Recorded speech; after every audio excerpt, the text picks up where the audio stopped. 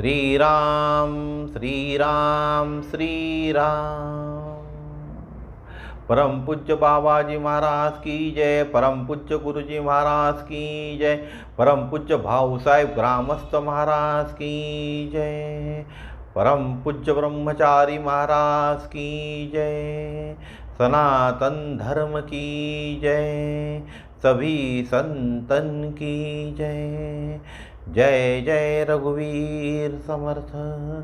श्री राम जय राम जय जय राम, श्री राम जय राम जय जय राम, श्री राम जय राम जय जय राम, श्री राम जय राम जय जय राम, श्री राम जय राम जय जय राम। बंधुओं, मैंने रामचरितमानस के ऊपर में अभी लगभग 2 या 4 वीडियो अपलोड किया हूँगा, जिसके अंदर कुछ चौपाइयाँ, कुछ दोहों का आपको अर्थ बताया और उसको जाप करने से क्या फ़ायदा होता है आज के युग के हिसाब से, यानी 21वीं सदी के हिसाब से भी आपको अर्थ बताया। लेकिन समय की कमी होने के कारण आप लोग उन वीडियो को देख नहीं पाते, तो आज के वीडियो में सिर्फ एक दोहा ही मैं बताऊंगा और इस दोहा का अर्थ बताऊंगा, साथ ही साथ इस दोहे का जप करने से क्या फ़ायदा होता है यह बताऊंगा, और ये दोहा आज भी कितना महत्वपूर्ण है यह बताऊंगा। इस दोहे का जाप करने से आपके जीवन में क्या परिवर्तन हो सकता है यह भी मैं आपको बताऊंगा। ठीक है, तो दोहा क्या है? बहुत सुंदर दोहा है आज का। अगर हम देखते हैं तो उदासीन अरिमित हित सुनत जरहि खल रीति रामा। क्या है?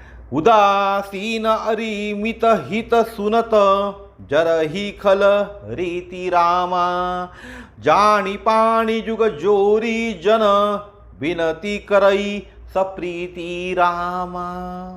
अर्थ क्या है?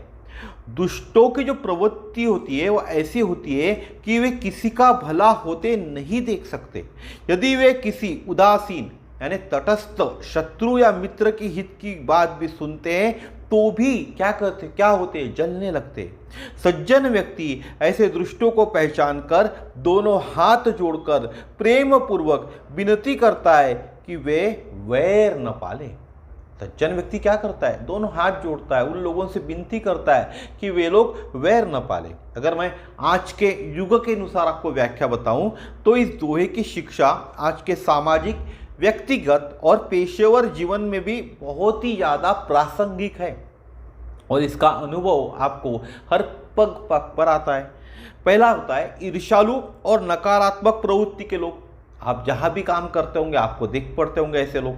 आज के समय में भी ऐसे लोग मिलते हैं जो दूसरों की सफलता, भलाई या उन्नति से जलते हैं। आज के समय की बात कर रहा हूँ, सब कुछ आगे बढ़ रहा है तो भी दूसरों की सफलता, उनकी भलाई, उनकी उन्नति देखकर जलने वाले लोग हैं। चाहे वह उनके लिए शत्रु हो, मित्र हो या कोई अजनबी हो, ये लोग सकारात्मक खबर सुनकर भी नकारात्मक ही सोचते हैं।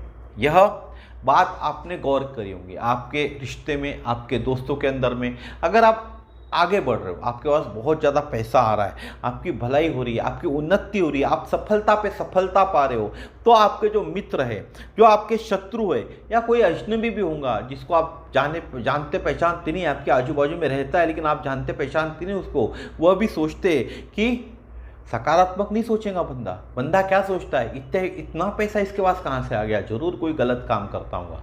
भले ही आदमी गलत काम नहीं करता, लेकिन सोचने वाले क्या सोचते हैं कि मैं इतनी मेहनत करता हूँ, मुझे तो ये सब नहीं मिला, लेकिन ये बंदे को इतना सब मिल गया, जरूर कुछ गलत काम करता होगा जिसके कारण उसे इतने जल्दी यह सब प्राप्त हो गया। फिर होती है सज्जनों की विनम्रता। आज के युग में देखने मिलती है सच्चे और अच्छे लोग जानबूझकर किसी से टकराव नहीं चाहते, या आज भी आप देख पाते होंगे। वे अपने व्यवहार से नम्रता और प्रेम से स्थिति को सुधारने का प्रयास करते, भले सामने वाला व्यक्ति दुष्ट ही क्यों न हो। आपने आपके ऑफिस में ऐसे लोग देखे होंगे, बहुत से सिंपल सीधे लोग होते जो अपना काम भला अपन भले, किसी से टकराते नहीं है। और जो दुष्ट व्यक्ति है वो क्या करता है? उनसे टकराता है, उन लोगों से टकराता है, ऐसे लोगों से टकराने की कोशिश करता है। और ऐसे लोगों के लिए हम क्या करते हैं, हमको ऐसा कोई हमारे ऑफिस में हमारा सहकर्मी होगा तो हम क्या करते हैं, अगर ऐसा कोई सज्जन व्यक्ति हमें मिल जाए ना जो हमारी हर कोई बात सुनता है, वह व्यक्ति सब किसी की बात सुनता है, उसको कोई बुरा बोले, कोई बुरा कहे, भुला कहे, कुछ भी कहे, कोई फर्क नहीं पड़ता उस व्यक्ति को, सिर्फ हाथ जोड़कर नम्र रहता है। और ऐसे व्यक्ति के ऊपर सब लोग अपना काम सौंपते हैं, आपने देखा होगा। उसके बाद प्रशासन और कार्यस्थल पर भी प्रासंगिकता देखने मिलती है। कई बार ऑफिस या समाज में ऐसे लोग मिलते हैं जो दूसरों के विकास से चिढ़ते हैं। आपके साथ यह कभी देखा होगा आपने कि आपका प्रमोशन हो गया, लेकिन आपके साथ में जो आपका सहकर्मी है, जो आपसे पुराना उस ऑफिस में काम करता है, लेकिन उसका प्रमोशन नहीं हुआ, तो वह तो आपसे चिढ़ेगा।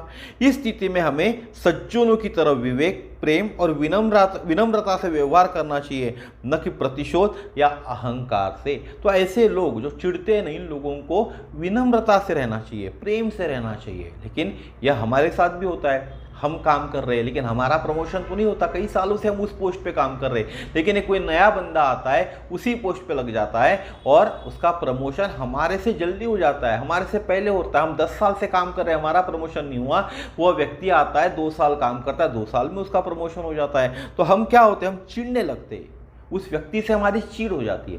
तो ऐसे व्यक्ति से हमें चिढ़ना नहीं चाहिए। फिर मानवता की शिक्षा भी मिलती है इस दोहे से। यह दोहा हमें सिखाता है कि बुराई का उत्तर बुराई से नहीं बल्कि सज्जनता और विनम्रता से ही देना चाहिए। यही सत्संगत और दीर्घकालिक समाधान है। दोहा क्या सिखाता है, जो समाज के अंदर में हमारे साथ जो बुराई हो रही है, इसका मतलब यह नहीं कि हमें भी बुराई से उत्तर देना चाहिए, लेकिन हमें समाज क्या सिखाता है कि जैसा आपके साथ व्यवहार हो रहा है वैसा ही आप व्यवहार करें। यही तो हमें समाज सिखाता है ना। अगर कोई आपको एक चांटा मार रहा है तो आप 2 चांटे मारो, यही समाज सिखाता है। लेकिन ये दोहा क्या कहता है, हमें बुराई का उत्तर बुराई से नहीं बल्कि सज्जनता और विनम्रता से देना चाहिए। ठीक है ना। अब यह आपके ऊपर, आपको कितना जमता है, ये बात कितनी आपको समझ में आती है, उसके ऊपर ले सकते हैं आप। ठीक है ना। अब ये निष्कर्ष क्या निकलता है, यह दोहा आज के दौर में उतना ही प्रासंगिक है जितना अपने समय में था। हमें सज्जनता, सहिष्णुता और प्रेम पूर्वक व्यवहार करने की प्रेरणा देता है, विशेषकर उन लोगों के साथ जो हमारे भले से भी चलते हैं। और गोस्वामी तुलसीदास जी ने अपने वाणी में एक बहुत गूढ़ और जीवन उपयोगी बात कही है। उदासीन अरिमित ही न सुनत जर ही खल रीति, जानी पानी युग जोरी जन बिनती करई सब प्रीति। अर्थात खल यानी दुष्ट लोगों की रीति यही होती है कि वे मित्र, शत्रु या तटस्थ व्यक्ति किसी का भी भला देखकर जलते हैं। यह खल यानी दुष्ट व्यक्ति की यही वृत्ति होती है, यह रीत होती है, यह उसकी प्रवृत्ति होती है कि कोई मित्र हो, कोई शत्रु हो, कोई तटस्थ व्यक्ति हो, उसका भला देखकर उसको जलन छूटती है। और सज्जन व्यक्ति उन्हें पहचान कर भी प्रेम पूर्वक हाथ जोड़कर विनंती करता है, उनसे द्वेष नहीं करता। जो सज्जन व्यक्ति है उन खल व्यक्ति को पहचानता है, लेकिन उनके आगे कैसा करता है, हाथ जोड़कर विनती करता है, उनसे द्वेष नहीं करता। अब इस दोहे का पाठ करने से हमारे शरीर के ऊपर में क्या प्रभाव पड़ता है, बहुत सुंदर प्रभाव पड़ता है। सुंदर दोहा है, मैंने आपको बताया 14 और 11 यानी 15 और 10 25 शब्दों का दोहा है। सिर्फ 25 शब्दों का दोहा आपको पाठ करना है रोज।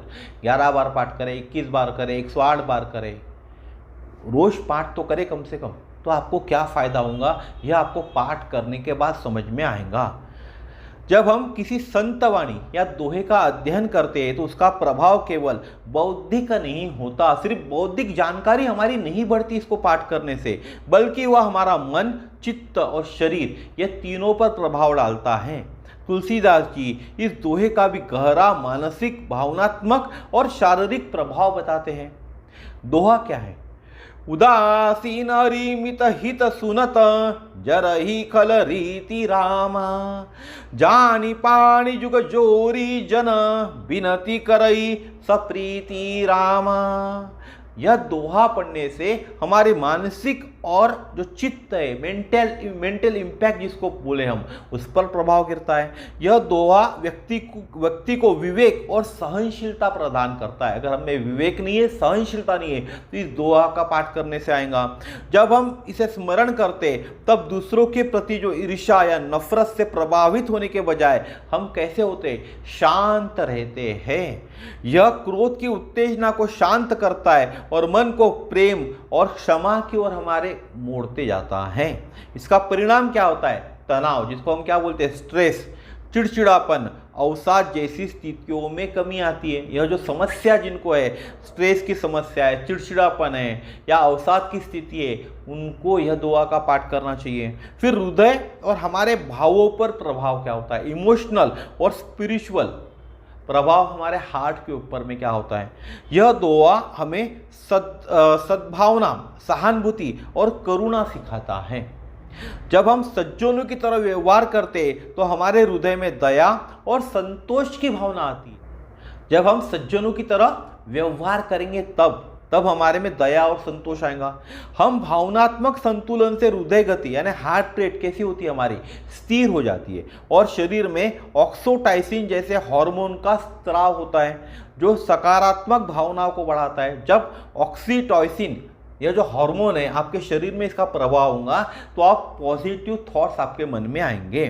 उसके बाद शारीरिक ऊर्जा और हमारे स्वास्थ्य पर प्रभाव गिरता है इसका, यानी फिजिकल इम्पैक्ट क्या होता है, प्राणिक एंड फिजिकल इम्पैक्ट की बात करें तो जब कोई व्यक्ति किसी से द्वेष से नहीं लड़ता, जब हम किसी से द्वेष से नहीं लड़ते बल्कि प्रेम पूर्वक प्रतिक्रिया करते तो उसकी ऊर्जा सुरक्षित रहती है, जो प्राण ऊर्जा जिसको हम बोले।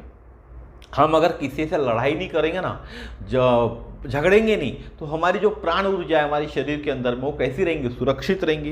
क्रोध और ईर्ष्या में शरीर में कॉर्टिसोल बढ़ता है जो रोग उत्पन्न करता है। कॉर्टिसोल एक प्रकार का हार्मोन है जिसके बढ़ने से हमारे शरीर में रोग पैदा होते हैं। अगर वो कॉर्टिसोल हार्मोन ही नहीं बढ़ा तो रोग पैदा नहीं होंगे। इसीलिए इस दोहे का जाप करना चाहिए।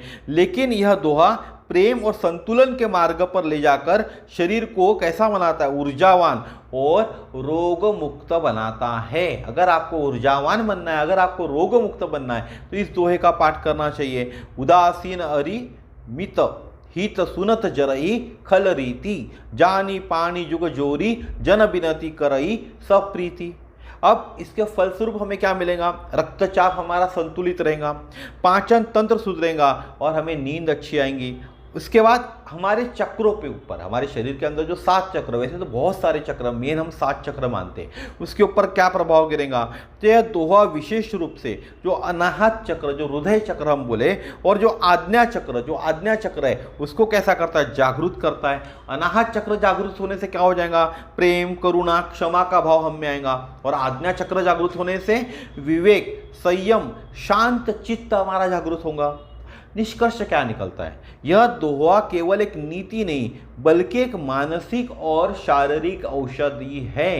यह दोहा एक प्रकार की औषधि है। कैसे औषधि, शारीरिक भी औषधि और मानसिक भी औषधि है, जिसके लिए हमें किसी भी डॉक्टर के पास जाकर दवा लेने की जरूरत नहीं है। इस दोहे के बोलने से यह औषधि हमें मिल जाती है। जो व्यक्ति इसका अर्थ समझकर इसे स्मरण करेगा, जप करेगा, तो उसके जीवन में द्वेष के ताप से मुक्त होकर वह रहेगा, शांत, स्वस्थ और सात्विक जीवन जिएगा। इतना सुंदर अर्थ है इस दोहे का। तो दोस्तों, बंधुओं, आज मैंने एक दोहा आपको बताया, एक दोहे का अर्थ बताया। मुझे लगता है आज वीडियो थोड़ा छोटा हो गया है, तो आप इसको देखेंगे, समझेंगे और आपके जीवन के अंदर में इस रामचरितमानस जो ग्रंथ है, हर एक दोहे का, हर एक चौपाई को, हर एक सोरठे को आप आत्मसात करने की कोशिश करेंगे। जो आपको जमता है, जैसे जिस पद्धति से आपको जमता है उस पद्धति से आप जाप करने की कोशिश करेंगे। करके देखिए, आपके जीवन में बदलाव जरूर होगा। जय श्री राम।